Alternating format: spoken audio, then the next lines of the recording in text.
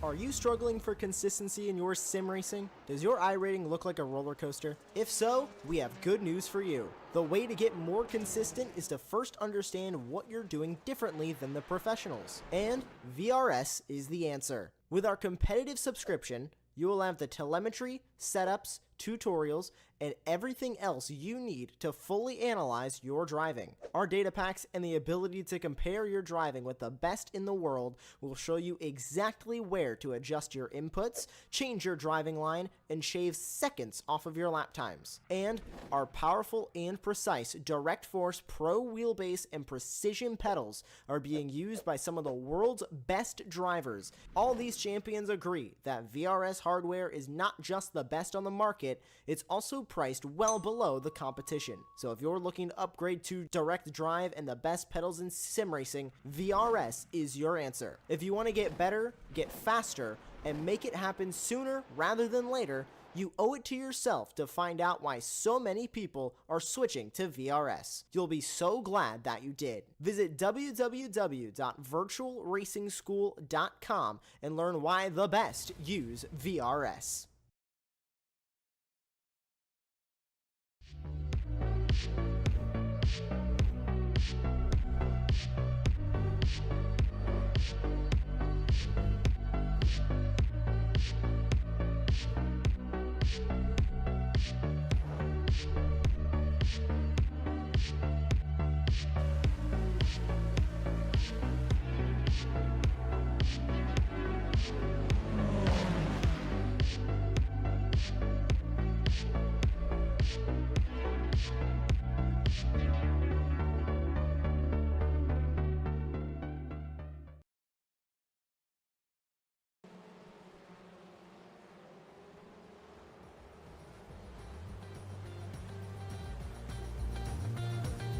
Well, good afternoon everybody and welcome to Super Sunday here on Apex Racing TV and the Weekend Warriors series, where first up, as always, we've got the Formula Fords. My name is Ron Mons, alongside me here in the commentary booth is Charles Bichelle, and in the virtual production hallway of our old buddy Joshua Wilkie. Today we're at the ever-historic Brands Hatch, running on the Grand Prix layout to be a bit more precise, where there's a lot of chances for these drivers to make a mistake. 9 corners may not seem like a lot, but at a track like this with cars like these, it can be treacherous even in the draw.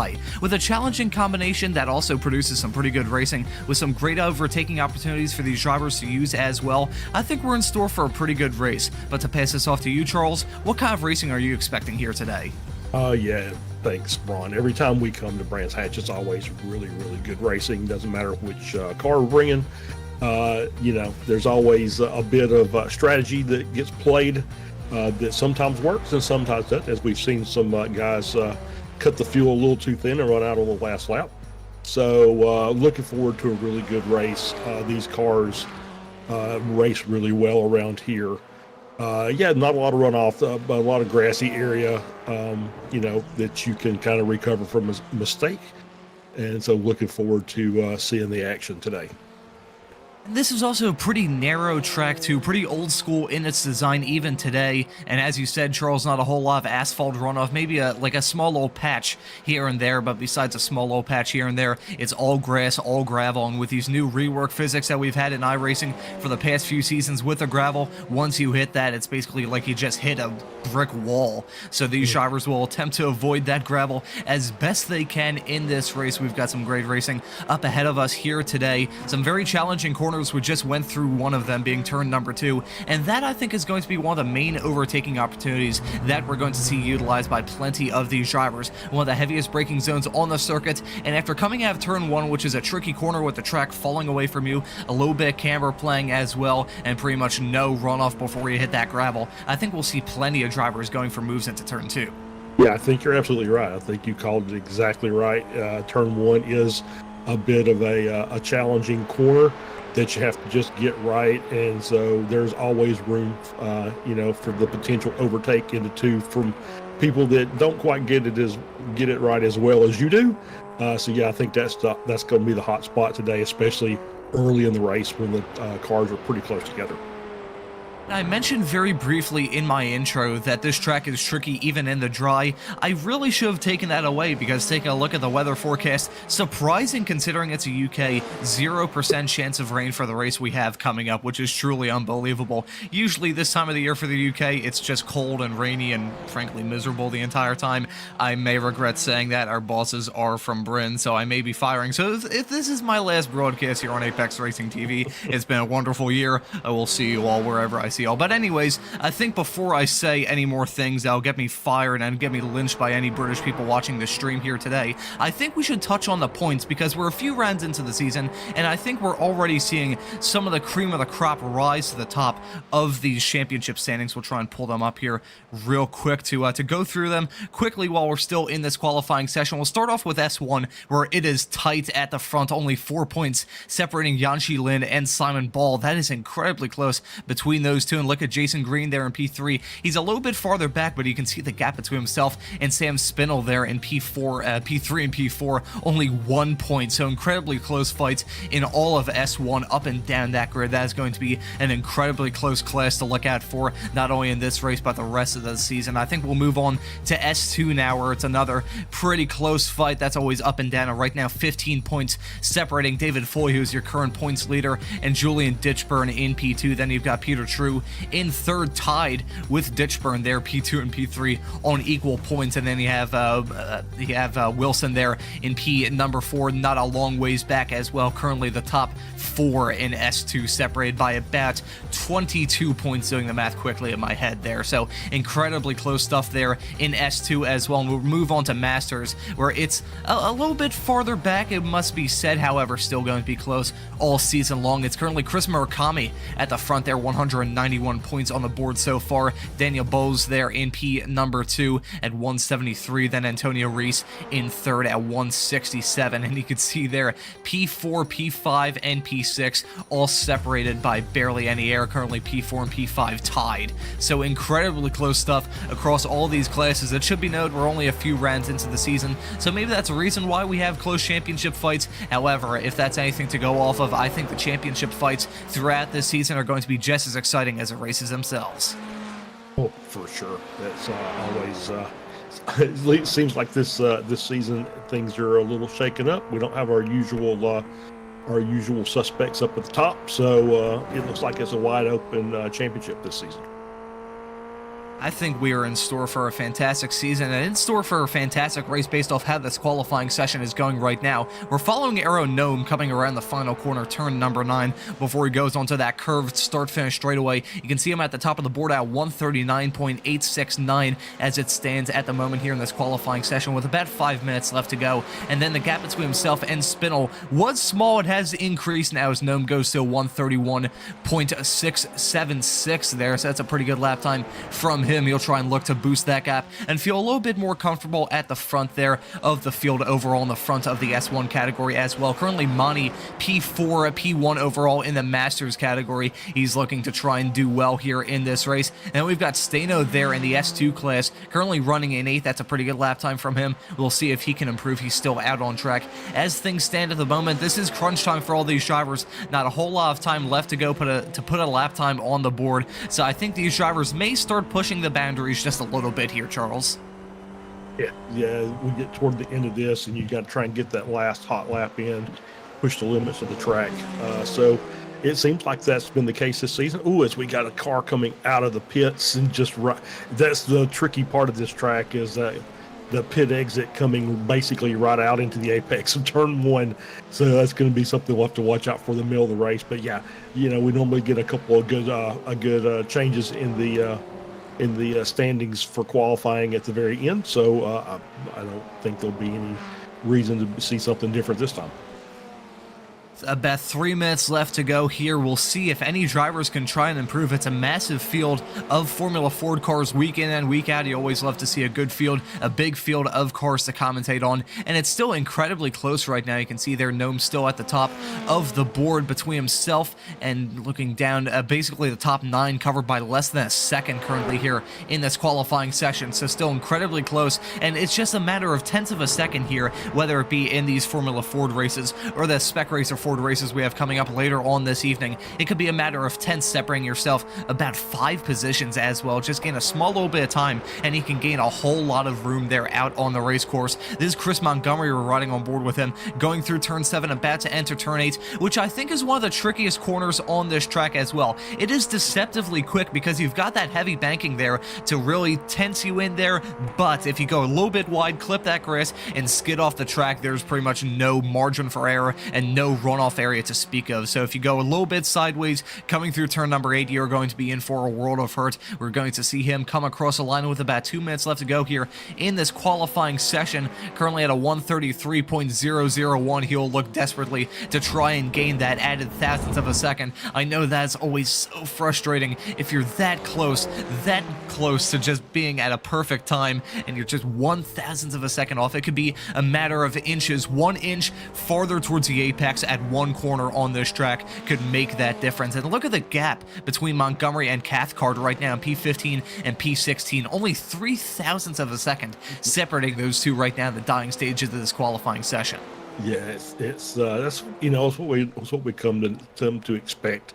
You might not always have the same guys up at the top of the championship or the same guys at the top of the order in qualifying, but you can just about guarantee that you're going to have about the first half of the field is going to be within a second of pole, and it's just something we're used to seeing. And even with these big grids, it happens week in and week out.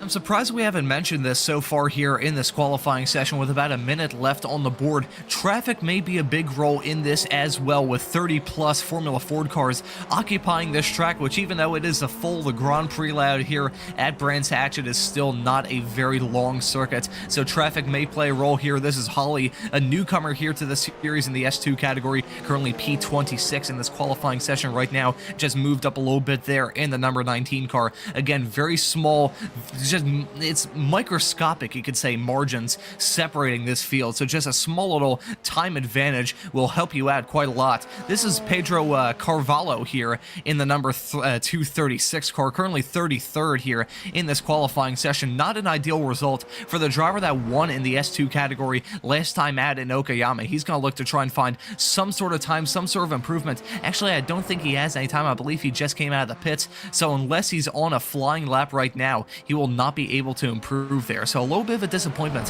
from the driver that won in class last time. As he goes for a spin coming through turn number 7, he'll be starting way farther back.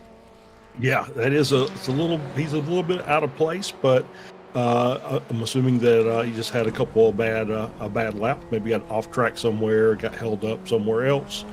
Pretty good racer, so I firmly expect him to move up during the order, unless he's just really having issues with the track layout, which takes a little time, a little practice to get used to this, get used to Brands Hatch, as it does any track. But I think this is one of those that, as we've talked about, is very, very tricky. Very, you have to be pretty precise, especially with the off tracks here. There's not a lot of room for error. And so maybe just having a little trouble, but yeah, we'll see if he can move up during the course of the race. I firmly expect him to. I think as a driver, I can understand Carvalho's frustration. He may be a little bit ticked off heading into this 40-minute race we have coming up. However, as a broadcaster, I think it's going to be fantastic to see him try and claw his way up through the field, try and cut through it like a hot knife through butter. We'll just have to wait and see how the race turns out for him. We're following Stevie Ray, currently P24 here in this qualifying session. We didn't even mention the fact that up towards the front, Tubino slotted into P2 in the dying stages. Spinel was currently in P3 with Green in 4th and Monty in 5th. As you can see, the drivers pulling their way into the pits. Not a whole lot of cars left out there on the track, so the checkered flag has been out for quite some time here in this qualifying session. So the field you see on the left-hand side of the screen is basically the one that we're going to have for the starting grid here for this race. I believe the qualifying session and the dying stages, we're just waiting for some more stragglers there out on track to pull into the pits and not concede defeat, but just have a dignified end to their qualifying qualifying session. So I believe the qualifying session here for this race is just about over, and I think we could get the starting grid for you in just a few moments time. An incredibly close field, an incredibly big field as well. I think we're in store for one heck of a race here, and it's going to be Aero Gnome leading them to green, Tabino there in P2, Spinel in second, Jason Green in fourth, and it's York Monty there at the top of the Masters in P5, Michael McConnell there in sixth. That's a pretty good lap time there from the American. That we have Simon Ball in seventh, who dominated Sebring a few weeks ago. He'll be starting this race in seventh, alongside Garrett's there in P8. That's going to be Tim Stano, the top of the S2 drivers, in ninth. That's Grinnan in P number 10, Murakami, your current points leader in the Masters category. You'll be starting this race in 11th, and the Gassis in P number 12. And we can scroll through the rest of the grid, touch on Benjamin Harrison 13th, Trent Kramer in 14th, Chris Montgomery and Paul Stevens in P15 and P16. That's Brad Cathcart in 17th, Julian Ditchburn in 18th, Antonio Reese, a disappointing qualifying from him who won in Masters last time, and Okayama in 19th, and David Foy rounding out your top 20. Yeah, P21, Jim Brewster, Adam Barney in 22nd, Tom Laurie in 23rd, Stevie Ray in 24th, Dana Bose in 25th, Gary Woldbalt in 26th, Lou Holy, newcomer to the series, I think he's Spec 2 in P27th, Bill Walker in 28th, Jeff Jacobson and Johan Batinga round out row 15, Philip Fernandez, Peter True, row 16, Pedro Carvalho and Russell Telker round out your field of 34 cars. 34 Formula Fords. This is going to be a pretty good race. No rain, as I said before. However, I think even with a dry track, we are in store for quite a good one. I mentioned at the start of the show how these drivers were going to be slipping around and looking to try and find grip. This track, one thing that we haven't touched on is the elevation change here. Bryn, not really the world's most mountainous country. However, this track, it's an old school road course built into the terrain, and you could just see it. The elevation change just on the start, not so straight away. It shows you what kind of racing we'll see here in this Formula Ford race. 40 minutes in length. We do have a pit stop to contend with. Tire management may be a role throughout a vast majority of this race. I think we're in store for a pretty good race. We're going to see some mistakes as well, mainly because of that elevation change, especially coming out of turn 1, where you can see that's a beautiful shot, as you can see the field trickling their way around that first corner before they head into turn 2. That elevation change there coming out of turn 1 is going to bite out a lot of these drivers. Do you think the elevation change is going to be the reason why a lot of these drivers make mistakes here, Charles, or do you think it's just something else? Well, I think it's a combination. I think the elevation change has a lot to do with it. The camber change has a lot to do with it. So that, and this, the fact that it's kind of over a crest. The track is cambered at the beginning, but kind of trails away at the end as you're going off of that elevation. So it's a combination of all those factors, and then the corner tightens up, and then you've got pit exit to contend with during the middle part of the race. So all those factors contribute to bad mistakes in turn 1. I think all the 9 corners on this track are going to catch at least one driver out here. There's no easy corner on this race circuit here in these Formula Ford cars, which are usually skidding about even in the dry conditions. They're difficult to drive, they're incredibly fun to drive, and they're also incredibly fun to race with a massive pack of cars that we have here. We're going to see the field trickle their way through the quick section of turns 7 and 8 here. This is going to be a section where I can imagine some drivers may try and go side by side turn 7, a little bit on the quicker end, a lot more on the open end, and you do have that pretty expansive gravel trap there on the outside to catch you if you make a little bit of contact or run a little bit wide or go spinning like a top. Then turn number 8, I mentioned it during that qualifying session, a little bit open there with a little bit opening. It's inviting to go for a move there. We'll just have to wait and see what these drivers try and do here in this race that we have coming up. The Porsche pace cars made that quick little right-hand turn to go down pit road. The field is now in the hands of Aero Gnome. He's going to grab the green flag, and the drivers are on their way into turn number 1. It's a pretty good start there from the Estonian driver, who's going to lead convincingly into turn number 1. Meanwhile, we've got some drivers going side by side, even 3 wide farther in the back as they go through turn number 1. We'll see if anyone can get through here cleanly. They have so far so clean for a lot of these drivers. Gnome running a little bit wide as they go into the hairpin on the first time by, but so far all these drivers cutting their way through the field, cutting their way through the track quite cleanly. I'm shocked they went through turn 1 clean on lap 1. Yeah, I think everybody got through clean. I did see Stevie Ray fall to the back, but it doesn't look like he's got damage. It maybe looks just maybe like he just off track and just had to give up the track position as we see him coming through. Xerxes there, or Xerxes there. I'm sorry. So we'll get the track names correct as we get going here. But yeah, so far a really good start. All these drivers, I think at this point they're probably just trying to keep they're trying to keep it easy. They're trying to keep it clean at this very, very early stage of this race. Not even at the end of lap 1, not even halfway through lap 1 for some of these drivers. And we're already seeing some very bold moves, and we're already seeing some rally action farther in the back. Who was that running wide coming through turn 7? I'll take a look at my live timing screen. I believe that might have been Jason Green that ran a little bit wide. That or it was Michael McConnell there. I believe it was Green that ran a little bit wide. Didn't hit that gravel trap. Luckily for him, it's all grass on the tires of that Formula Ford car of his. However, that small little mistake checks him out a little bit. He was running in the top 4, running quite nicely, but sadly for him, makes a small little mistake and gets relegated about 2.5 seconds back of this man, Aaron Nome, who's continuing to lead this field. And you can see the massive, it's a hornet's nest of Formula Ford cars that we have here going down the start, not so straight away, entering and careening their way into turn number 1. Simon Ball looking to go for a move here, and you can see some side-by-side action throughout this whole field, some rally action farther in the back. Simon Ball trying to find any way he can to get past York Monty as he went through turn number 2. That nearly resulted in tears. Meanwhile, Jason Green, who had that off track coming through turn 7 last time by. Speaking of coming to tears, I see some smoke and some action farther in the back. Jason Green runs wide coming through turn 4, but there's a massive crash farther in the back. I saw cars spinning and some nose cones flying as well. We may have to take a look at a replay to see what in the world happened there. But all these drivers trying to find a way to get past each other, get that track position, and just try and stake claims on the position so very early on into this race. Yeah, Green coming through there out of turn 3, getting ready for Surtees, too wide on the outside, and just kind of lost the rear as he was trying to brake and get turned in, and had to catch it and recover it. Lost a little more time. I think that it might have been Woolbolt behind that had an incident. I did see him with a red indicator beside his name, so he was definitely off the track. So I'm not sure if that was the incident or not, but can't really tell. And we'll just kind of keep an eye on it. Maybe Josh can find us a replay. But so far, like I said, it's still pretty clean.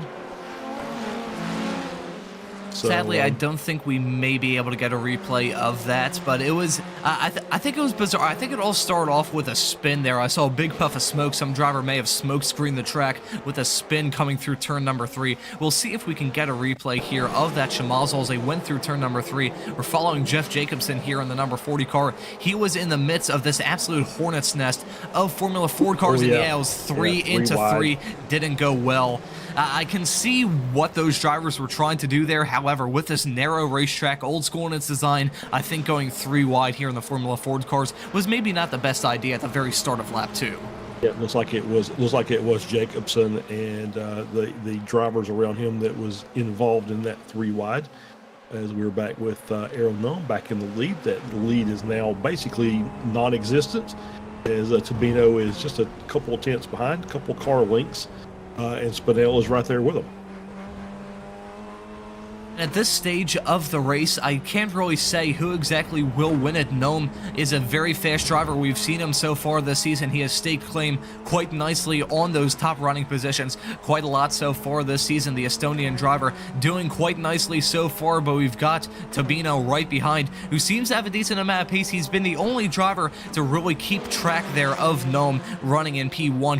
He kept up with him nicely there in the qualifying session we had earlier, and here so far in this race, still running in P2. We'll see if one of these drivers attempts to go for a move, or if they're just going to take it easy and try and keep a clean run in the train that they have right now and wait for those pit stops coming up later on here this evening. This is Michael McConnell trying to go for a move around the outside, going into turn number 1. Who's that he's racing quite hard with? I believe, if I'm not mistaken, that's a number 21 car of Garrett's that he's racing really hard with. Garrett's weaving under the braking zone. That's very borderline the move heading into turn number 2. However, Michael McConnell at this stage of the race, looking to find any way to get past his adversary to move into P6. It's still a pretty close field. You can see the massive pack of Formula Ford cars that's stretching from Garrett's there at the front of that train in P number 6, stretching probably all the way down to about Reese and Steffens in P14 and P15. So it's a massive pack of Formula Ford cars that we've got right now. You can cover all of them with a pretty sizable blanket as you go down the back straightaway, about to careen their way into turn number 5, a tricky corner,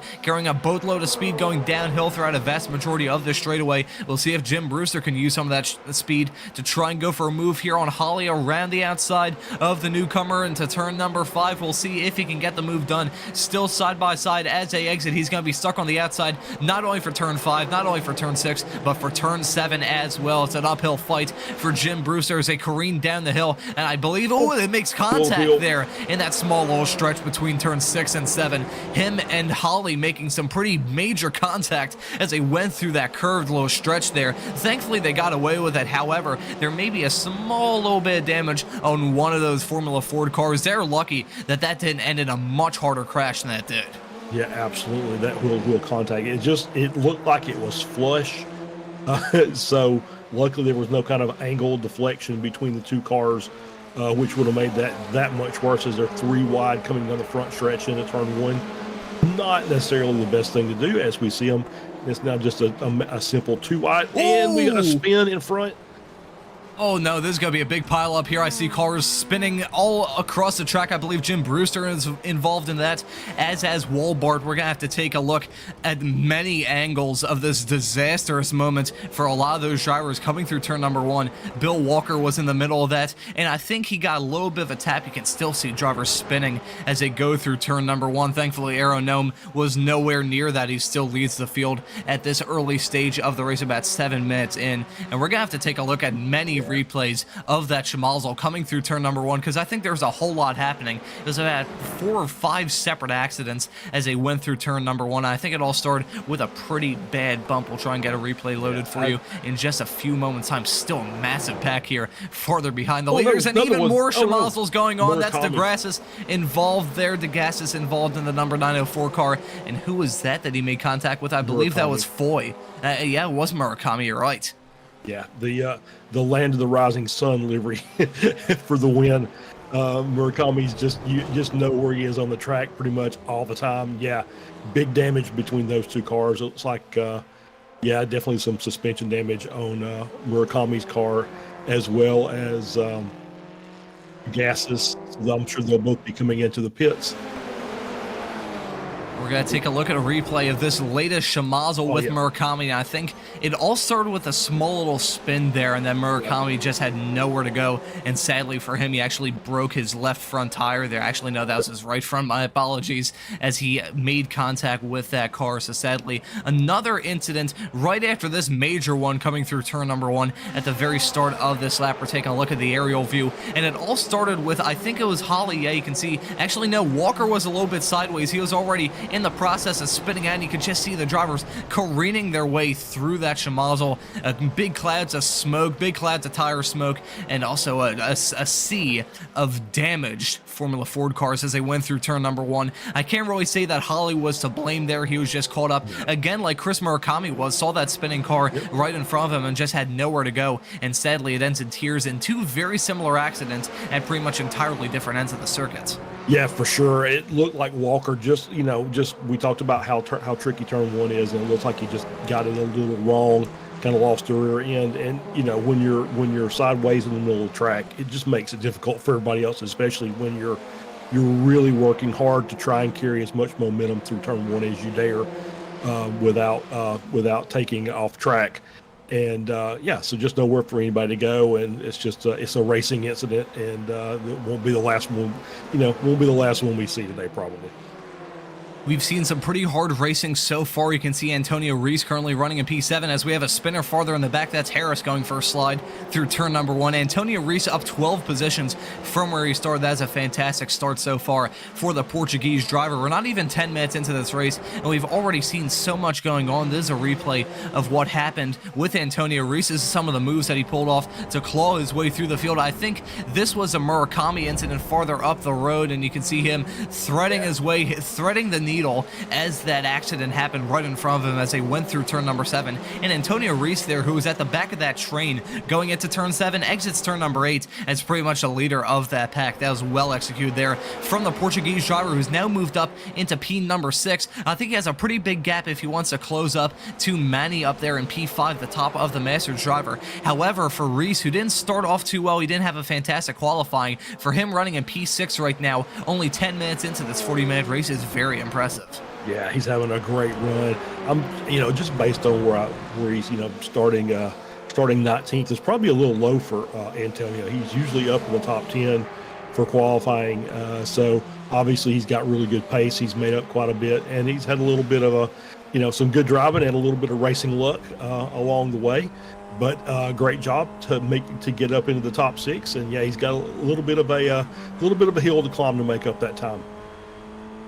And that is a massive gap. Ooh, I think Monty may have had just I think it's a quick toe. little, maybe a connection issue or maybe a toe. We'll see if he pops back into view. That'd be disastrous for Jorg Mani, who is pretty much in command of the Masters category. I think, according to our producer Josh, he has gone off track there. So that is a disastrous series of events for Jorg Mani. You can see him dropping down the field, dropping through like a stone in a lake. That is disastrous there for the driver of the number 925 car. We may have to take a look at a replay to see what in the world happened to him. I think it may have been coming through turn number 1. He was there at that part of the track, and he's going side by side here, going through turn number 1 on the inside there, coming through the first corner, and we may see a little bit of contact. Yeah, it was contact. Yeah. Those two just merging into each other. That was, I believe, that was Simon Ball that he made contact with. Yeah. Those two were battling, coming through turn number 1, and sadly there, it's such a shame there for Monty. I think those two just hard racing in the early stages of this race, and sadly just a small little bit of contact sticks those Formula Ford cars together, and sadly it ends in tears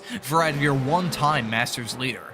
Yeah, that was, you saw them too wide, and you saw Monty like, as we got another spin there. That's, who was that? David Foy.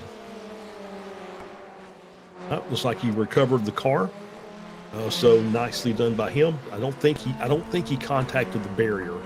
It didn't look like the grass slowed him down before he got there, which is good. That's what that grass is actually supposed to do.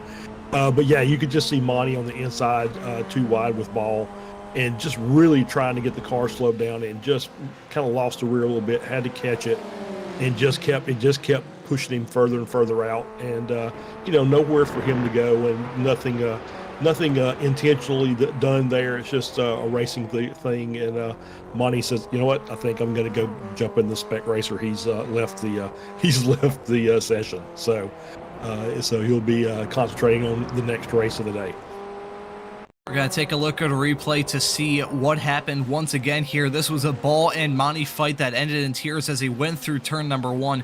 And we're going to see, I think Monty may have just drifted out a little bit. He was, I think, probably about 3 or 4 feet away from that inside curb. So I think Monty was just trying to carry a lot of speed to try and clear Ball as they went into turn number 1. But sadly for him, just misjudged it a little bit. And we'll hopefully be seeing him in the Spec Racer Ford race later on here on Super Sunday. David Foy, my apologies, has rejoined the track, the Canadian, in the number 726 car, currently running P16. And I will like to point something out. Tabino has gone past Nom to take the lead of the race. Those two are separated now by about 1/10 of a second. So those two have been battling. I mean, they've been close all throughout this race. So I think it was a matter of when, not if, that these drivers were going to start battling quite hard. But it's a 3-car pack at the front of the Formula Fords here, with this Spec Racer Ford, and not the Spec, I'm struggling right now for some reason. I just had a major brain fart as I went through the hairpin heading through turn number 3. They're currently at the frontier of this Formula Ford race, about 14 minutes in. Who's that off the track? I'm not sure who that. Oh, they just disappeared, got abducted by a UFO. We've had some drivers going off, and I think we'll take a look here at Joao Tabino going past here, Nome. This was coming through, I believe that's exiting turn number 4, going down the back straightaway. These Formula Ford cars don't really slipstream as much as their Formula V counterparts. However, they still have a little bit of drift to give out there, and Tabino uses that to his effect there, heading through turn number 5, gets a move done there to take the lead of the race. That was just a pretty standard move. Nom didn't fight him very much, and so able to take this little bit of slipstream he had and make the pass. We're going through the rest of the field right now. Tabino still leading at the front of the field, leading in S1 as well. Reese, after that disaster for Monty, is leading in Masters, and Stano is currently at the top of the S2 category, and right behind, actually just following Jason Green there, Tim Stano is right behind, and he's put together a fairly quiet race so far in the number 427 car. He's had a good race. We'll see if he can hold on to that top 10 spot between now and the checkered flag. Chris Montgomery is currently running P2 in S2. P10 overall is slowly reeling him in, about a second separating those two as they go to start at lap 11 here, and we'll see, maybe these two may be involved in a fight before the pit stops come. We will have them coming in probably about 10 to 15 minutes time, so I gotta imagine the complexion of the race and the field that you see right now is going to get shuffled up quite a lot between now and the 30-minute mark. You can see some side-by-side action coming around the final corner. That's Adam Barney, the American driver, in the middle of that. Grinnan involved as well, the Masters driver, involved in this absolute hornet's nest of cars. You've got an S1 driver, an S2 driver, and a Masters pretty much all covered with one single blanket here as they go through turn number 1, careening their way into turn number 2. Will we see an attempt at an overtake? I think it just wasn't close enough there for Grinnan to go for a move, heading into the hairpin on Barney. Peter True is back into the pits. Maybe there's an early pit stop, or maybe there's some sort of off that he had. I believe he's still in there, so I think maybe Peter True just coming in for a somewhat early pit stop here, Charles. Yeah, it's we're within the pit window. Usually opens up around the 11 or 12 minute mark, and he's in there. We from a couple of drivers have already pitted, looking around the 13 to 14 second range. His stoppage time was 31, so not really sure if there was maybe a penalty involved, or he maybe just didn't have something set up properly, or took too much fuel. Either way, it's obviously not going to do well for his finishing position when you just give up 17 seconds at the pits, as we see a battle there between the Holy and I think the 50 car as well. That's who that was, Grinnan. It's a nice little group there. They're all just still fighting for position. Looks like Jacobson. I think that's Jacobson in the 40 car. As we see Grinnan coming into the pits. Yeah, Grinnan coming in, so he's the first to break away from that pack, was running solidly inside the top 20, so we're already seeing that's Montgomery in as well, so he's breaking away inside the top 10, so we're already seeing drivers elect to come in a little bit early. That was a slow stop from Montgomery, it must be said. 16.7 seconds in the box, 38.6 down pit road, so he's going to be exiting the field in P19. I think that's Fernandez right behind, so that's going to be close between those two, so we'll see how that battle shakes out. Those Grinnan still stuck there on pit road quite a lot of time so far here in the box, coming up to 22 seconds, 22.9 seconds stop there in the box for Manning Grinnan. So that is that's a terrible pit stop there for the Masters. You think that his car was being crewed by the Sauber team in Formula One, but before we talk about Formula One too much, I think we'll take a look here at the rest of the field. You can see the pack at the front is still continually being tight. That's Tabino still leading, Gnome there in second, and Spinel, who some people in the YouTube chat have been hypothesizing is maybe saving gas, still running in P3. And it must be said, Sam Spinel has not been challenging any of these drivers, so even though the Brit may have hometown advantage here running at Brands Hatch, he hasn't really been fighting this too hard. So I think that fuel-saving hypothesis that the viewers had in the YouTube chat may be correct. Yeah, I think that's a pretty educated guess by our chatters out there. So, that's what I would think too. Is that he's running in third. He's not really doing any battling for the front position. He's just content to stay there and ride along. He's probably able to save a little bit of fuel. I'm not sure how much on Brands Hatch. I'm not sure if it's one of those tracks where you can just save tons and tons of fuel. But every little bit helps, and it's going to make his pit time a little bit shorter than the guys up in the front that are pushing really hard, trying to get to the lead. And I think we have another wrench being thrown in the works of this fight. I can see some two-lapped cars farther up the road. That is, I believe that's Carvalho involved in that. I'm not sure who the second car is of that train. The pack of 2 lapped cars farther up the road. Regardless, they've got 2 lapped cars for these drivers to try and negotiate here. I think they may clear them going down the start-finish straightaway. I think they may not be close enough. Gnome backing out, and he sees a lapped cars farther up the road, and he doesn't want to risk it. He is pulling in there. So the first to pull in, he spent a vast majority of this race in the lead, not going for the fuel saving, not trying to save fuel. Maybe he's short filling here and going to have a much shorter stop than his competitors. Pulls into the box there. We'll see how long he stopped here. He's dropping down the order as he's stuck there in the box. Aeronome in the number 78 car. The Estonian driver was leading this race for quite some time, then got passed by Tabino in the early stages of this race. Now halfway through, 15.2 seconds stop there in the box there. So not the quickest stop in the world for the Estonian driver as he exits the pits there in P number 14. We'll see, maybe David Foy is close enough to go for a move. Actually, no, David Foy is not within striking distance there of Aeronome. So thankfully for his sake, thankfully for the Estonian driver, he doesn't have a car challenging him right behind. So I think he may feel a little bit less pressure to try and get his tires up to temperature. Yeah, I think you're right. And now it's just going to be that 15.2 that he was stopped. We'll see how that's going to play out against the other guys that are running up front. You know, assuming that Spinell's actually doing some fuel saving, you know, we'll look to be seeing him in that 13.5 to 14 second range. So it's just going to be up to Gnome to try and make his way through.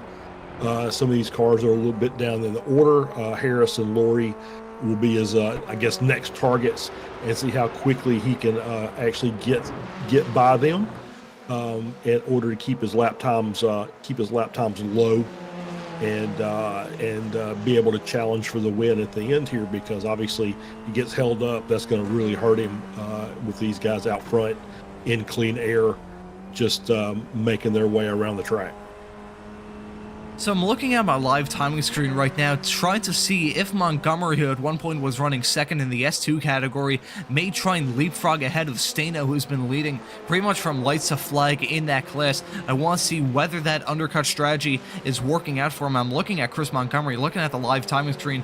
Last time by, he set a 133.32 compared to Tim Stano, who set a 132.99. So I think maybe this could possibly work out well for one of these drivers. We'll just have to wait and see what kind of strategy, what kind of laps these drivers are setting. It's going to be close regardless here, but Montgomery, will see. Maybe he closed a little bit of time last lap there. That was a pretty good lap time from Stano in the 132 range, but Montgomery, will see, actually slower than he was the previous lap. So Montgomery, this may not look too good for him to try and do the undercut strategy. We'll see how long this shakes out here when it comes to the pit stops. But right now, seeing all sorts of drivers file in. Currently, Spinell has the fastest lap of the race, even though he's been running at the tail end of that front pack throughout a vast majority of this race. Will we see one of these drivers pull in this time by? Tabino and Spinell still running there out on track, and we saw that pit stop earlier for Gnome, who's currently running in P12, and neither of these drivers respond. So it's been about 2 or 3 laps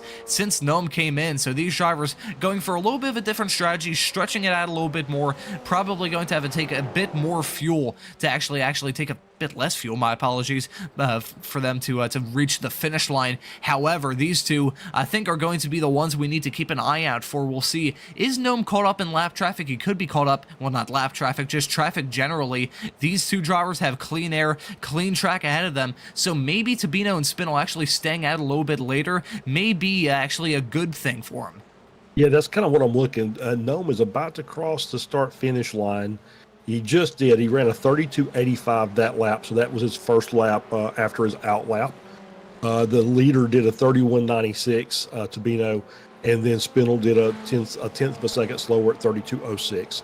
So they're actually gaining time on him about almost a full second.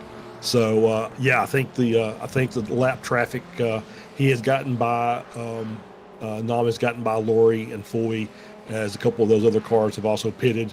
So he's got about a 3-second gap up to Paul Stevens. So he's got some clean air. So let's just see what he can run on that lap time. But yeah, so far the undercut's not really working for him.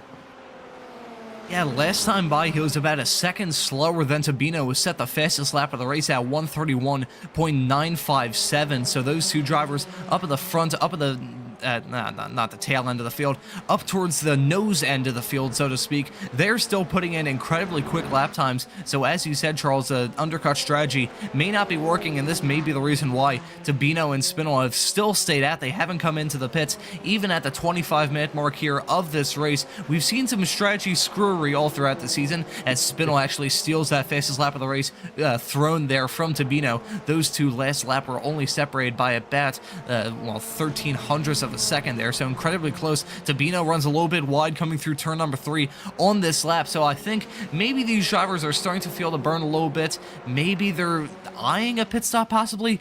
We can't really get into the driver's mind and see when they could be coming in. I think we'll just try and give our best educated guess. I gotta imagine if it's not this lap, it's going to be in probably about 3 or 4, because I don't think maybe they're, I think they're trying to play the long game, probably pitting by, well, probably around or even after the 30-minute mark here of this race. So really playing the long game are these two. Yeah, that's about right. No, yeah, it's about 31 minute mark, and it's kind of really dependent on the laps, the track.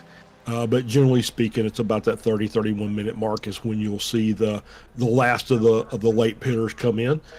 Some can stretch it out to the 32, 33, but I think you'll see them, and then the next 3 laps they'll be coming in for their one pit stop for the race.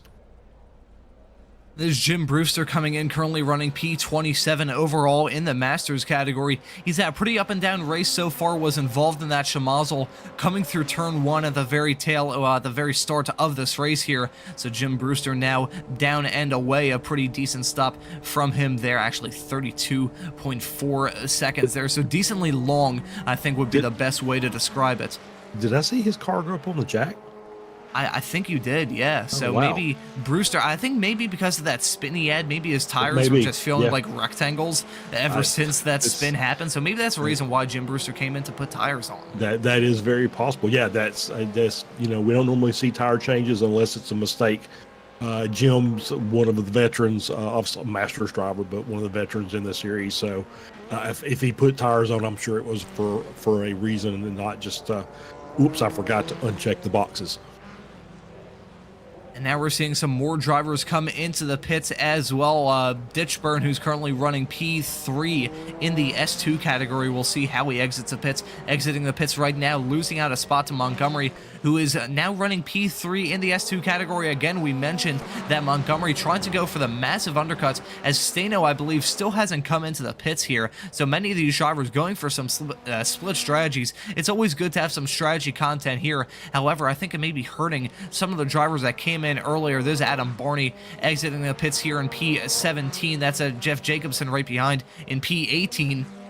And currently, as things stand, with about 13 minutes left to go here, Tabino has now come in and Spinel hasn't. So already, once again, the front pack going with some split strategies. We'll see how Tabino can go through the pits, now coming into his box now. Thankfully for his sakes, he did not overshoot. We'll see how long he's stopped in the box, already ticking to about 10 seconds here. So Tabino not going up on the jack, so he didn't make a mistake, and is not fitting tires here. So we'll see how Tabino exits out. In reference to Gnome, who's only about 2 positions behind, we'll see how these two exit out. Green is in the pits as well, and Gnome has actually jumped ahead of Tabino there. So surprisingly so, even though we thought that the undercut wasn't going to work for some of these drivers, Gnome puts on absolute masterclass to actually jump ahead of Tabino there. I think he spent a much longer time there in the pits. You can see Tabino 39.8 seconds he's spent in pit road compared to Gnome's 36.3. So I think that might be the reason why Tabino lost out.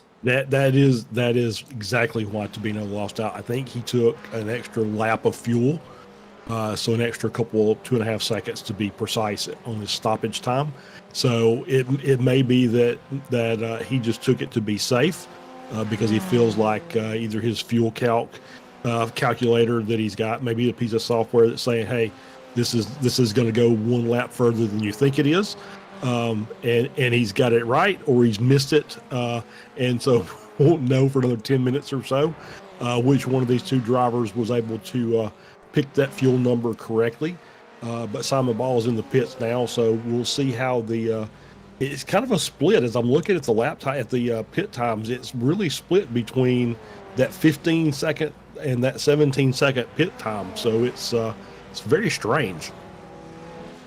I have to say, I think this is mainly just a product of having split strategies and having drivers pitting at wildly different times. I mean, when did we see Gnome come in? I think it was just a little bit after the 20-minute barrier, and you've still got Spinel leading this race, still hasn't come into the pits, and Arrow Gnome now currently P3, the top of the drivers to come into the pits so far. So we'll see Reese and Spinel come in the not-too-distant future. We have less than 10 minutes left to go here, so they're going to have to pit eventually. Speaking of pitting eventually, Stano is finally come into the pits at the top of the S2 class, so we'll see him possibly exit out behind Ditchburn and Montgomery. No, he had a much quicker time down pit road, 36.9 seconds compared to Ditchburn's 40.8 and Montgomery's 38.6 there. So Stano exiting out P7 overall and P1 in the S2 category, so he is set for a fairly convincing win there in the S2 category, unless something major happens, which again, it being racing, anything can happen. Speaking of something major happened, I think Antonio Race just towed. Oh no, I see him, he's out. Yeah, you can see the out there. So I think Antonio Reese had to have something major happen. Speaking of something major happening, Sam Spinel, the leader of this race, ever since he saw his adversaries come in as well, has now finally pulled into the pits with about 9 minutes left to go. He's going to be stopping in his box, hoping to God he didn't overshoot there. And we're going to see how Spinel exits out here. Gnome is slowly going to be reeling him in. We're going to see how long he stopped there in the pits. Did he go up on jacks there? I think I saw his car jolt a little bit. Might have been a small little glitch from my end. 14.1 seconds stop there. That is a blisteringly quick stop there from the Brit. We'll see him possibly exit out with the lead. I think it's going to be close between himself and Gnome there. You can see Gnome now exiting entering turn number 1, and Spinel already entering turn number 2 there. So Spinel pulling that strategy quite nicely. Unlike Tabino, who lost out, Spinel 34.6 seconds in the box. That is a blisteringly quick time. I think probably one of the quickest of the entire field. So the Brit there pulling a strategic masterclass and actually exiting with the lead. That is very impressive there from the Brits.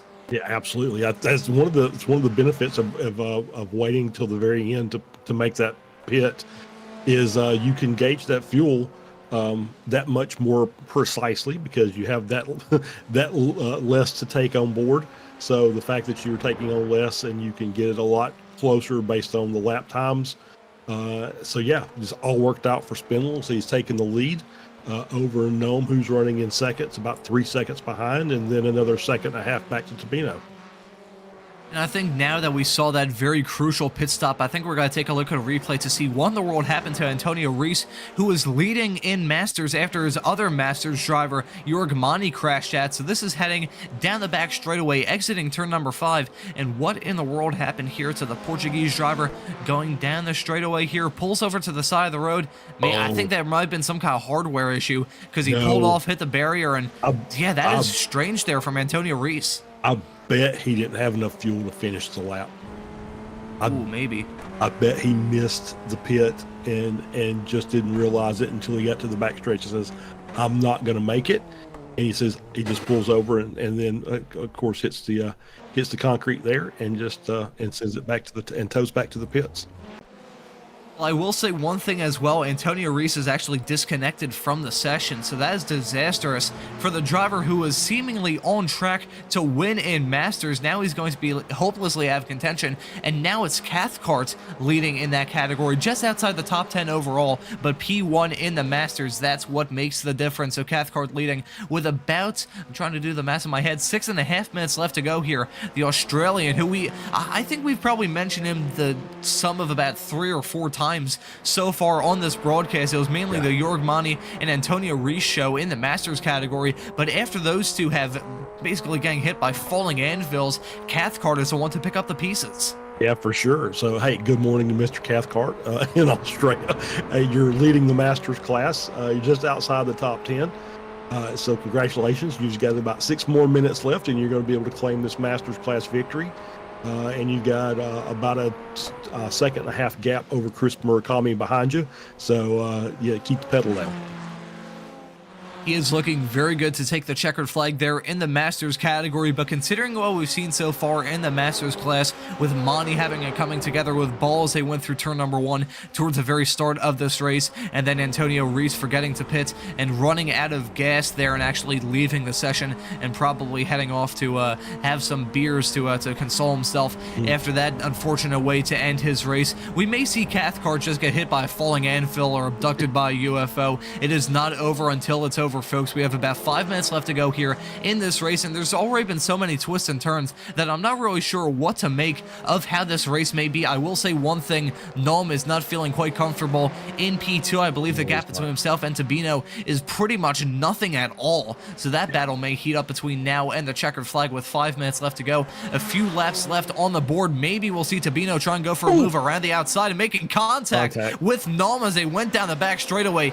That is major contact in Formula Ford open wheel cars in general at about 120 miles an hour going down a hill. That is a major moment for both of those drivers. They got away with it, probably not with clean pants, but with clean race cars that didn't end up on the barriers. Aero Gnome now dropping down to P3 after that battle with Tabino, but still not over yet. We may see Gnome try and go for a move to reclaim that position from his Brazilian adversary. And wow, we might have to take a look at a replay to see that contact, because that was big, going down easily the fastest part of the track. Yeah, for sure. It is the fastest part of the track, and they were wheel to wheel, bumping wheels, and it just takes one slight overlap where those wheels get locked together, and then both cars are out of the race. So the fact that they're both still racing is a tribute to their talent. Tabino's obviously very, very quick. He set the fastest lap of the race the lap before, so I don't think it's quite over with yet. If he just stay in front of Nom and they don't end up getting in a battle with each other, he's got a chance to maybe make up some of that ground to get Spinell and maybe make this a race for the win as opposed to a race for second place. I have to say, Tabino, you can see his fastest lap of the race at a 1:31.6. That is that's a blisteringly quick lap time there from the Brazilian currently running in P2. That fight is definitely not over between himself and Aero Gnome, as Murakami actually coming into the pits there. So what in the world happened to the driver that was running in P2, still running in P2 in Masters? What happened? So he had that contact earlier with the gases and came in on lap 5, so he just didn't have enough fuel, so he had to come in and finish and top off. Now he's taking way too much fuel, so maybe he didn't have it obviously the pit software resets itself once you've pitted, and so now he's taking 23 seconds of fuel where he probably only needed 3, so that's dropped him down to 4th in the Masters class, and that's given Cathcart a nice big cushion back to Degassis in 16th. So Cathcart's just got to keep it on the track for the next couple of laps, and he's going to have himself a class victory. Oh, that is going to sting there for Chris Murakami. As you said, he had to pit at some point. However, 23.9 seconds spent in the pit box compared to probably about 3.9 that he really needed to take. That is unfortunate. And it's given Brad Cathcart a massive gap in that Masters category. As long as he keeps it on the road and keeps all 4 tires on that Formula Ford car of his, he's probably going to be the one taking the checkered flag here in this Formula Ford race in the not-too-distant future. Meanwhile, Jeff Jacobson, the battles are still continuing all throughout this field. He's battling with Barney going into turn number 8 on this lap. We'll see him maybe try and size up a move between now and the checkered flag. He lost out a little bit of time there going through the quick section of turn 7 and 8, so we'll see maybe him try and clear a little bit of time here, close up that gap a little bit more as they go through turn number 9, where you're pretty much chucking that Formula Ford car through it. We've seen a lot of drama so far in this race, many twists and turns, and I think we're going to see even more between now and the checkered flag, which is coming in, I think, a lapse time. We have about a minute and a half left to go on the board,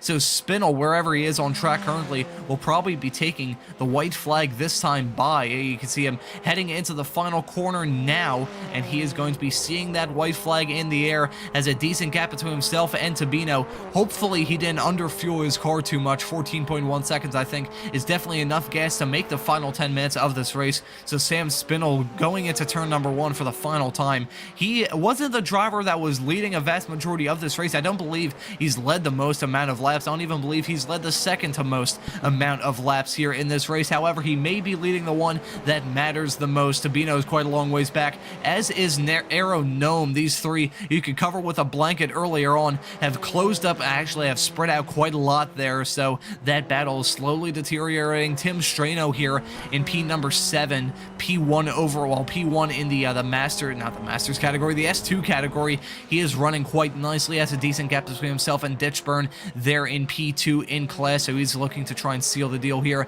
in the S2 category. And we're going to see Brad Cathcart also take the white flag here. Not a whole lot of time left to go, only 10 seconds left on the board here, so all of these drivers are on the white flag. This is crunch time for all of them. Tom Laurie trying to look to find a way to get past your Masters leader going through turn number 1, put all 3 and 4 wheels into the grass there on the inside coming through turn number 1. It shows you how desperate these drivers are for clawing for positions even outside of the top 10. So Tom Laurie looking to find a way to get past the P1 runner in the Masters category. Meanwhile, Sam Spinell won't have to deal with any of that besides a lap car farther up the road that I think will probably just jump out of his way. The man who we didn't really have pinned as your winner here tonight is going to be your winner. You can see him weaving, going down the start, not so finish straight away, and it's going to be Sam Spinell on the shock of a lifetime with a blisteringly quick pit stop in the middle section of this race, got ahead and takes the checkered flag here in the Formula Forge. Joao Tabino there in the number 50 car finishes in P2.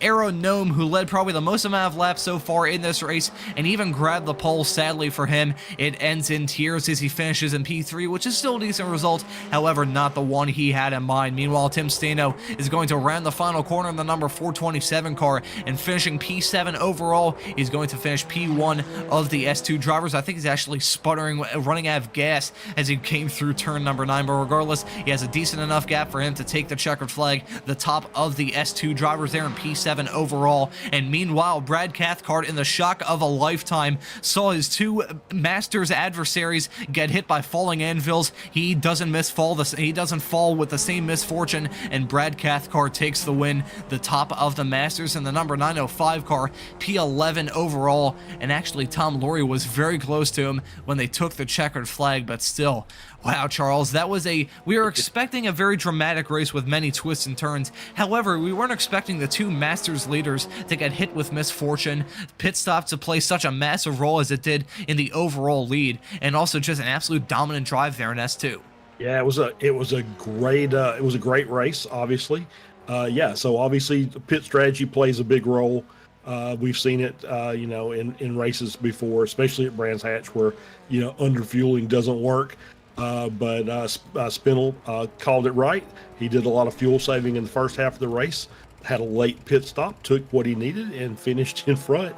So great job by Cathcart. The old saying, to finish first you must finish. That played out today for Mr. Cathcart. So congratulations to him, and Stano with a great run to finish 7th overall as a Spec 2 winner. So great job all the way around for everybody. Very composed drive from a lot of these drivers, and other ones that are cutting their way through the field like a hot knife through butter. Julian Ditchburn, who finished this race in P8, was up 10 positions. Tom Laurie in P12 up 11, and Jeff Jacobson, I believe, gained the most amount of positions of anyone in this race, up 14 from where he started. So that's a great result there for the American. I believe all the drivers have taken the checkered flag. If I'm not mistaken, we may wait for a few more stragglers here to cross the start-finish line. After that, we'll get the results for you. From a very dramatic Brands Hatch race, twists and turns thrown in from start to finish, some schmozzles here and there, including a car nearly getting pitched up onto its lid there in the early stages, but nevertheless still a very hard-fought fight throughout this entire race. And I think we may have some chats from some drivers, and just may as well say this while we have some drivers trying to get into the interview waiting area. If you want to be interviewed here at Apex, go into interview waiting area 2, because we have 3 broadcasts going on simultaneously here at Apex, and we don't want you to get dragged in by anyone else. But I think before we chat to some of these drivers, I think we'll take a look at the results here from a very dramatic Brands Hatch race with twists and turns in and out of it from start to finish. I know Sam Spinell taking the checkered flag 3 seconds nearly 3 seconds ahead of Joao Tabino there in P number 2. That 3-second gap really doesn't tell the whole story, as they were close all throughout this race. Joao Tabino finishes there in P2, Aero Gnome there in 3rd, Simon Ball in 4th, Jason Green rounding out your top 5 with Michael McConnell there in P number 6. Then top of the S2s and 7th overall is Tim Stano. He finished ahead of Julian Ditchburn in P2 in the S2 category, and Chris Montgomery rounding out your podium there in the S2s. And Brad Cathcart, your winner in the Masters category, he finishes P10 overall. Nice result from him. Then Tom Lurie in P11, David Foy in P12, Adam Barney in 13th, Jeff Jacobson 14th, Manning Grinnan there with an up and down race. He finishes this race in P15. Soren Garrett's there in 16th. Chris Murakami with the unfortunate end to the race where he had to come in with a lot more fuel than he intended. He finishes this race in 17th. That's Paul Stevens, Peter True, and Philip Fernandez running at your top 20. Yeah, starting in 21st or finishing in 21st is Pedro Carvalho. Alan DeGasse is also with the incident with Murakami, had to come in for a second pit stop, finishes 22nd. Russ Telker 23rd, Dana Bowes 24th, Jim Brewster in 25th, and several laps down. Antonio Race we saw we think was a missed pit stop for fuel. Lou Holy in 27th, Benjamin Harris in 28th, Bill Walker 29th, Johan Batinga in 30th, Jorg Monty in 31st, Trenton Kramer in 32nd, Gary Wolbolt, and then Stevie Ray rounding out the grid. All those drivers had issues during the race and were several laps down. And that is your results here from a very dramatic race here at Brands Hatch, and I think we'll bring in some drivers to have a quick chat. I think the first driver I'll drag by the collar here into the commentary booth is going to be your winner overall, and your winner in S1, that is Sam Spinell. We'll bring him in here. Sam, that was a very dramatic race involving quite a lot of strategy, so just talk us through not only the race, but also the strategy call you made to actually take the checkered flag here. Hey guys, so it was quite simple for me. I just knew no one was really going to get away. The top 3 have incredible pace. It was just a case of just lifting, coasting, and just making sure I was within the 1 second so I wouldn't lose any time. To be honest, I don't understand why the 2 in front just kept fighting. For me, it was amazing because I just knew I just had to keep doing my strategy, and yeah, it paid off in the end when I didn't have to put as much fuel in. So would we be correct in saying that you did just a tiny bit of fuel saving there in the first stint, and that may be the reason why you had such a blisteringly quick stop? Yes, I was lifting off every straight, 80% throttle, doing everything I can just to save a bit of fuel. I had 2 of my friends, Alex and Jake, who were helping me to decide how much fuel. It was on the go between 6 and 7 liters. If I could just get it in the 6, and I probably could have gone 5, then I knew I could get a good chance of just getting out in the lead. I'll tell you what, I think that was a masterful drive and a masterful strategy call that may have been thwarted a little bit earlier, because I think the Jake that you're referencing may have been talking about in the other YouTube chat about you saving fuel. So I think your strategy may have been thwarted in the early stages of this race. However, very good strategy call, it must be said, to take the checkered flag here at Brands Hatch. And next time out, we're going to be heading to a somewhat similar track at Canadian Tire Mosport in Canada. So how do you fancy your chances there in 1 week's time? I've not driven there yet, so we'll see how it goes, see how practice is. Yeah, we'll see. Hopefully well. Going in there, Green, well, I think it's a track very similar to this one where fuel saving may be the name of the game as well. So, Sam, thank you for joining us here in the commentary booth. Is there anyone that you'd like to give thanks to or shout out? Yeah, Jake, Alex, and Holly. Those 3. Gotta thank them for cooking up a fantastic strategy that brought you to victory here. Sam, thank you for joining us. Hope to see you next time out at Canadian Tire. Perfect, thank you. And that was Sam Spinell, your race winner here from this race at Brands Hatch. And Charles, would you like to have a quick chat with our S2 winner here, Tim Strano? Yeah, let's bring Tim in here. Tim, congratulations. Very eventful in the area of the grid you were, but not for you. It was a pretty straightaway race for you. You only gained 2 positions, but you stayed in the front of the S2 class and got the win. Yeah, we'll take that anytime. Top 10 S2 victory and not wrecking. That's the name of the game. Yeah. So what do you think about Brands Hatch as far as it goes for Formula Ford? It's a fun track. I mean, there's a lot of undulation to it, a lot of left and right. So you got to be ready for every corner.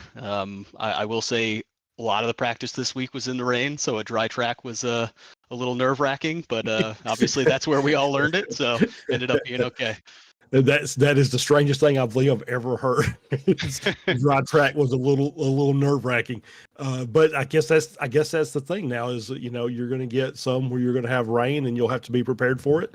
And then when you get a dry track, if you've just driven in the rain the entire week, then it feels a little strange once you get out there on it. Sure does. Yep. But all right. Again, so So Canadian Tire next week. Pretty similar track. I kind of agree with Ron. It's a very similar track to what we got here at Brands Hatch. A little bit shorter, maybe a little bit tighter, but pretty similar characteristics.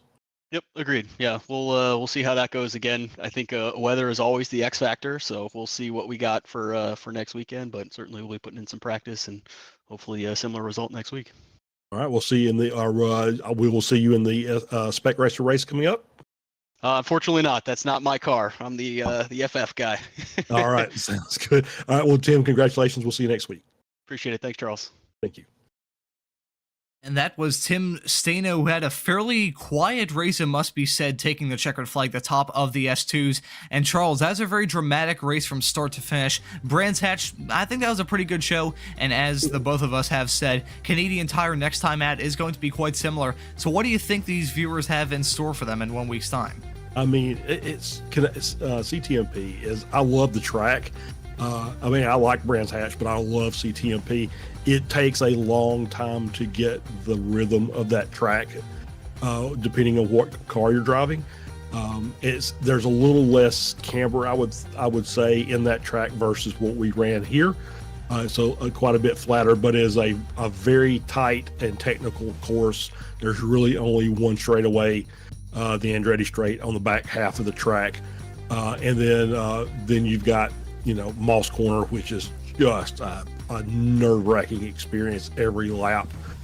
So I'm looking forward to it. I'm glad I'm not driving, but I'm going to enjoy watching and talking about it. Well, I think we've got a pretty good Formula Ford show coming up in 1 week's time. We've also got a fantastic Spec Racer Ford show coming up later on this afternoon when the Spec Racer Fords come here to Apex Racing TV in about an hour's time. I think we're in store for a pretty good race there at New Hampshire Motor Speedway. That's going to be an interesting race that I don't have experience commentating, but we'll see how a race happens there at the Roval at New Hampshire Motor Speedway. But I think here for the Formula Fords for the first part here of the Weekend Warriors, that'll just about do it. So for myself, Ron Mullins, Charles Bichelle joining me in the commentary booth, and Josh Wilkie doing a wonderful job working all the cameras in the virtual production hauler, I say thank you all so very much for watching. Have a great rest of your afternoon, and we hope to see you later on this evening for the Spec Racer Fords.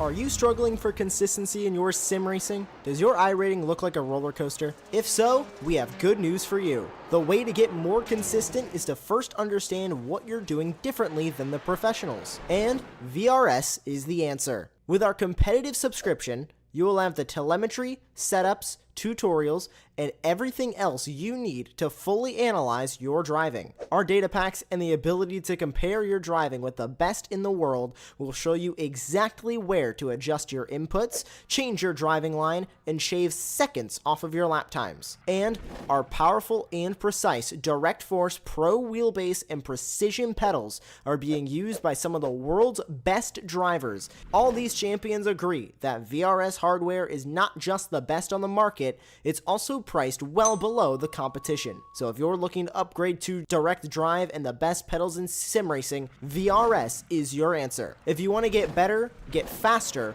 and make it happen sooner rather than later, you owe it to yourself to find out why so many people are switching to VRS. You'll be so glad that you did. Visit www.virtualracingschool.com and learn why the best use VRS.